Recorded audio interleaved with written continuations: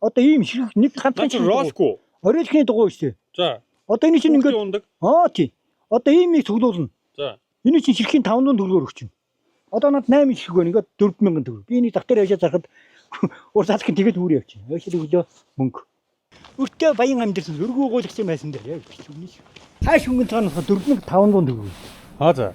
Тий, тэгээд одоо. Тэгээ яг хааш хөнгөн цаамаа бас их болоо хөөх хөнгөл чинь. Жис нь бас 222000 төгрөг. Зөө. Тийм их анстал байна да.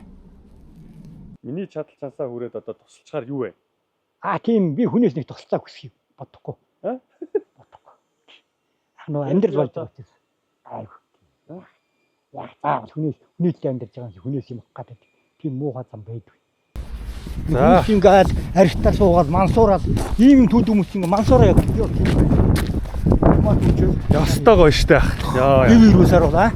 Яг ч гэртээ исэн мэнд очиж шүү.